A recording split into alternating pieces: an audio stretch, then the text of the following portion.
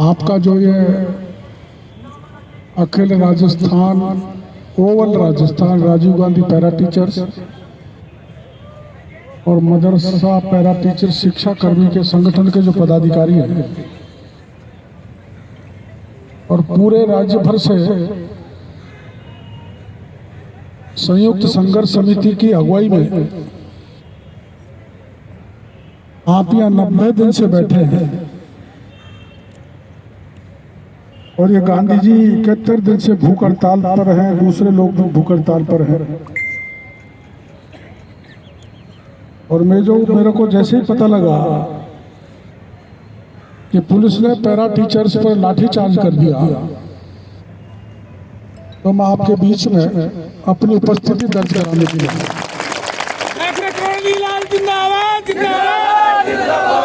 मैं इसलिए नहीं आना चाहता था कि मैं एक राजनीतिक दल से जुड़ा हुआ,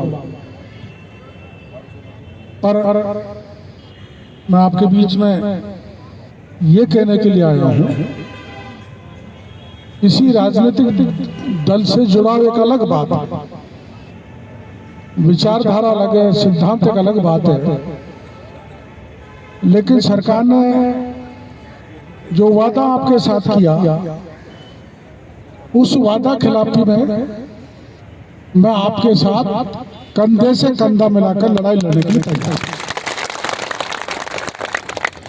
और आप पूरे गांधीवादी तरीके से, अहिंसात्मक तरीके से, लोकतांत्रिक तरीके से आंदोलन कर रहे हैं, सरकार का ध्यान आकर्षण करा रहे हैं। और जब ये गहरी गूंगी बहरी सरकार नहीं सुन रही तो एक ही रास्ता बचता है कि गांधी परिवार के सामने जाकर आप अपना पक्ष रखें, अपना दुख रखें, अपना कष्ट बताएं, तो लोकतंत्र में इसमें कोई दिक्कत नहीं होनी चाहिए। लेकिन राजस्थान के मुख्यमंत्री को ये दिक्कत हो सकती है कि मेरी असलियत कहीं वहां तक पहुंच गई, गांधी परिवार तक, तो कहीं मेरी कुर्सी नहीं हिल जाए। तो गहलोत साहब सुन लें, आपकी इंटेलिजेंस यही मैं जहाँ चलता हूँ मेरे पीछे पीछे इंटेलिजेंस चलती, आपकी कुर्सी दिल्ली नहीं, हम तय करेंगे तो राजस्थान से भी हला देंगे। अब आपका जैसा मेरे को बताया गया कि ऐसे प्रभावित 14,000 टीचर्स, 14,000 जिनको सत्ता में आने से पहले कांग्रेस ने घोषणा की थी परमानेंट करने की, नियमित करने की, और 3 साल निकल जाने के बाद भी आपको नियमित नहीं किया। और गहलोत साहब के आपने होर्डिंग बोर्ड वगैरह देखे होंगे, 70% वादे पूरे। पैरा टीचर्स जो समाज की महती आवश्यकता है, आपके बिना शिक्षा आगे बढ़ नहीं सकती, उनकी तो मांग पूरी करी नहीं तो 70% वादे आपने कहां से पूरे कर दिए, ये धूल झोंकने वाली बात है। इसलिए आप कोई भी कार्यक्रम बनाए, मैं बाहर चला जाऊं वो अलग बात है, किसी टूर पर, जैसे मेरे को कल करौली जाना है, लेकिन आपकी जो एक संयुक्त संघर्ष समिति है वो मेरा जहां भी सहयोग चाहेगा, मैं उसमें कोई राजनीति नहीं करूंगा, न बीच में पार्टी को डालूंगा, न विचारधारा को डालूंगा, मैं तन मन धन से आपको सहयोग देने के लिए तैयार। ये मैं संकोच में से आपके बीच में नहीं आ रहा था, लेकिन जैसे मेरे को पता लगा कि लाठीचार्ज हो गया, एक घायल अपने बीच पड़ा, एक का पैर टूटा हुआ है, किसी का हाथ टूट गया, ये बच्ची कभी लग गई, ये बर्बरता गहलोत साहब बर्दाश्त नहीं की जा सकती। डंडा टूट गया सिर पे, डंडा क्या बंदूक के नाल भी टूट जाए तो परवाह करने की जरूरत नहीं। हमने बहुत आंदोलन किए हैं। मैं कोई नया तरीका आपको बताऊंगा, मेरे साथ बैठ लेना। देखो आपको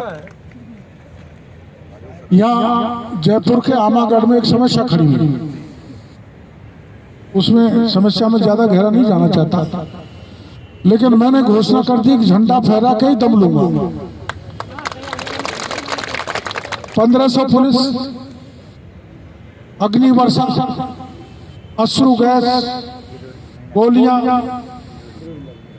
और वो ऊपर उठता है ना ड्रोन, सारी व्यवस्था करने के बाद भी मैंने जाके ऊपर झंडा फहरा दिया। तो गहलोत साहब की पुलिस रखी रह गई, ड्रोन रखा रह गया, अग्नि वर्षा रखी रह गई, अश्रु गैस रखे रह गए। मैं आपको तरीका बताऊंगा, ऐसा फार्मूला बताऊंगा जो गहलोत साहब की विफलता प्रियंका और राहुल गांधी के कान में इटली तक पहुंचा दूंगा। एक बार जो आप योजना बनाओ उसकी सलाह मेरे कर लेना। यही शब्द मैं आपके बीच में कहने के लिए आया हूं। कोई पॉलिटिक्स नहीं करूंगा। मैं बेरोजगार, दीनहीन, गरीब, किसान, महिला, पीड़ित, परेशान, जिसका भी दमन होता है उसके साथ में खड़ा हो जाता हूँ। मेरे राज में भी खड़ा हो जाता था जिसका मेरे को नुकसान भुगतना पड़ा। इसलिए इस बात की दृष्टि से मैं आपके बीच में आया था। आप एक रहो, संगठित रहो, ना लाठी से डरो, ना अपने ये ठंड से डरो। आपको ध्यान होगा -5 डिग्री टेम्परेचर पर इसी जयपुर में मैं बैठा रहा था, यहीं थी, और 72 घंटे तक बच्चियां टंकी पर बैठी रही थी। आपने अखबारों में पढ़ा होगा।